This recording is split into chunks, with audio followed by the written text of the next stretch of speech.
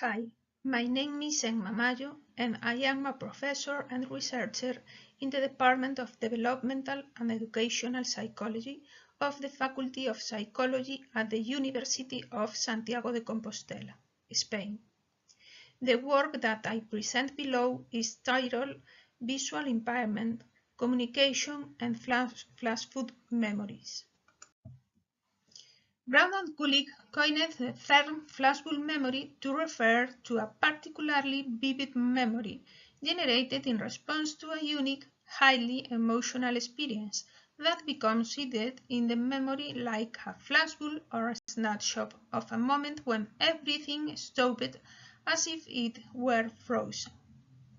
Such memories prove impossible to forget and will, therefore, be remembered for life. The basic characteristics of these memories is their emphasis on peripheral aspects such as where the person was when they heard the news, what they were doing, who they heard the news, the emotional responses of those present, and the emotions felt among other aspects. The vividness and clarity of these memories is so evident that initially it was believed that there was a neurophysiological mechanism responsible for remembering the information in such a detailed manner. Based on this belief, Brown and Kulik put forward the first model to explain the formation of flashbulb memories, with another three models subsequently being formulated. All four models coincide in that for flashbulb memories to be formed, cognitive, emotional, and social aspects must be involved. The study of flashbulb memories has traditionally been based on the conjunction of cognitive and social theories that are reflected in the tools used, all of which have been created for the evaluation of the memory of significant public events. However, contemporary research has focused on private or personal events, ranging from the mere onset of a menstrual cycle or an invitation to a desired social group, to receiving news about something that is personally relevant, such as the death, illness, or accident of a loved one. In this context, mention should be made of studies in which the process of the communication of a diagnosis has been analyzed. In these studies, in spite of the limitations implied by working with small samples, the results obtained are particularly revealing, as they have enabled the identification of numerous deficiencies when bad news is communicated. These included employing nuclear message, informing only one parent in a situation of affective vulnerability, informing the parents before they see the child for the first time, neglecting the necessary conditions of privacy, and giving an excessive amount of negative information, among others. In addition, different studies have shown that the way in which the news of diagnosis is given can have an influence on how the event is remembered. Implicit within the diagnosis of disability are several aspects that make it susceptible to the triggering of a flashbulb memory. The diagnosis is usually unexpected. It causes surprise and implies a significant shock for those receiving it. Indeed, the news is not only received as something extremely negative, but a great deal of uncertainty is also generated in the parents regarding the future of their child, among other issues.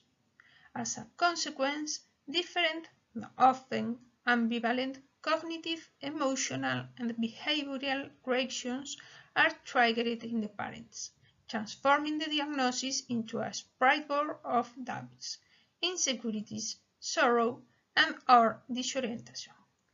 Patients and their family members who receive an expected medical diagnosis often say that they will never forget the moment, that it will stay with them for years, clearly remembering the circumstances from the moment in which the diagnosis has given.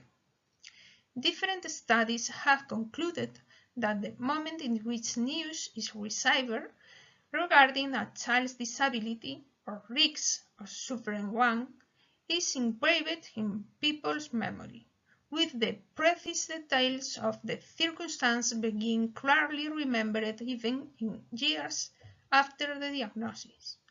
However, although the news of the diagnosis in itself may be equally surprising and have similar consequences for the patients, there are many studies that conclude that the way in which the news of the diagnosis is given may have an influence on how the event is remembered.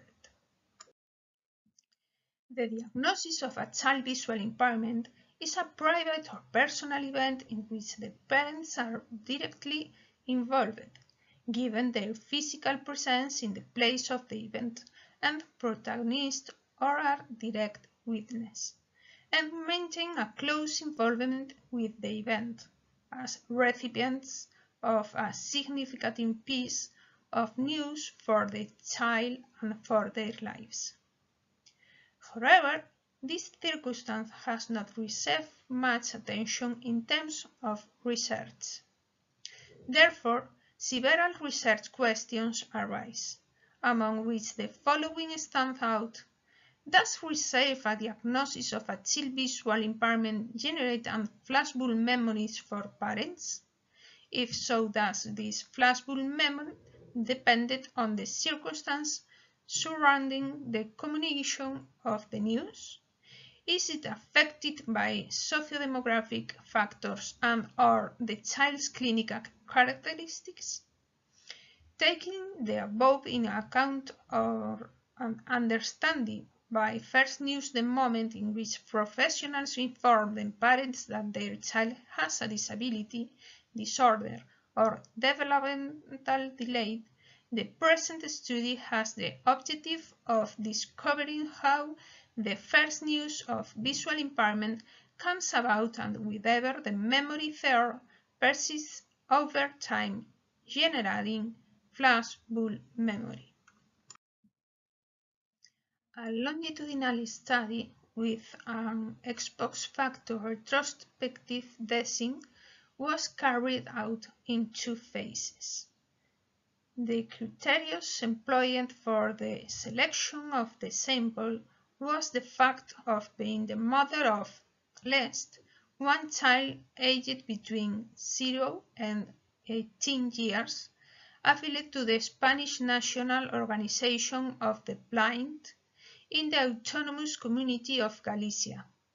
Thus, all mothers who participate in the study have the common factor of being biological mothers of a child with visual impairment, either low vision or blindness. A total of 38 women participate in two phases of this study. In 2009, phase A, and in 2019, phase B. No significant difference were found in the socio-demographic characteristics of the participants between the two phases. In this table, you can see the socio-demographic characteristics of the sample. For this research, all mothers complete 3 questionnaires designed ad hoc for the research. 1 questionnaire on socio-demographic dates, questionnaire on child's clinical variables, questionnaire on aspects related to the communication of the diagnosis of visual impairment. This instrument was created in order to discover how the first news of the child visual impairment was given. Ethical considerations. The research process guaranteed the confidentiality of the participants' personal data at all times in accordance with current Spanish law. Therefore, it can be asserted that the principles guild ethical practice were followed. All participants gave their informed consent for inclusion before they participated in the study. The consent form outlined the confidentiality and anonymity of the participants' dates, the aim and procedure of the study, and the option of participating in the study or withdrawing at any moment, along with details of how to contact the research team in order to clarify any doubts. In addition, a password-protected folder was used to store the data, ensuring that no unauthorized person would obtain access to the data, and it guaranteed that they would only be used for the purpose of the research project. Below, we present most notable results. We confirm that the memory of the first news of the diagnosis is indeed long-lasting. Furthermore, the mean obtained in the memory index was extremely high, indicating little variability or dispersion in the answers given.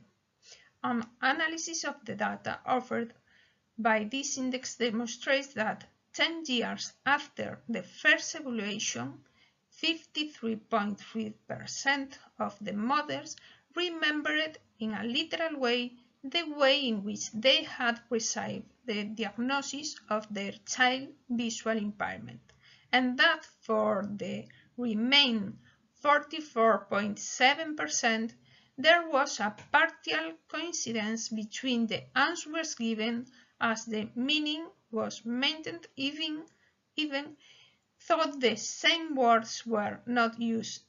The results coincide with the subjective perception that the participants have regarding their memory of the first news of the diagnosis, confirming the idea that the impact before is so strong that it endures in the memory. Therefore, the flashbulb memory is confirmed, as is the fact that its formation does not depend on sociodemographic factors or on the clinics included in the study, given that, taking the memory index as a dependent variable, it was found that none of the variables analyzed introduce statistically significant difference. The main finding of this research is the confirmation that the first news of a diagnosis produces long-lasting memories, thus demonstrating that memories of a medical diagnosis remain vivid, as is the case with memories of public events. More significantly, the results show that, although the development and persistence of such memories do not depend on the sociodemographic or clinical factors included in this study, the way in which the professional gives the first news, how it is said, thus appear to play a significant role in the memory generated. As a consequence, the results obtained are of great interest and suggest that improvements are necessary in medical practice in the communication of the first news of a disability. In this regard, is strongly recommended that the people receiving the diagnosis should be given the time they need to assimilate the news, that no more information should be given than is required, that the news should be transmitted clearly, with no ambiguity or technical medical language that may lead to greater uncertainty in those receiving the message. The results obtained in this study have significant implications in clinical practice, as they make it clear that there is a need to train medical professionals with regard to appropriate procedures for the communication of bad news. Such training would, therefore, lead to the memory of receiving the initial diagnosis being positive, assistance, support, empathy, rather than negative, lack of information about the diagnosis, lack of understanding from the healthcare professionals, fear, anxiety, etc. More research is needed to complement that obtained in this study with regard to the development of such memories in relation to the circumstance surrounding the reception of the news, the emotional impact of the diagnosis received, and/or the consequence of the diagnosis on the life of the individual, among other factors. Thank you for your time and sorry for my English pronunciation. Bye bye and have a good day.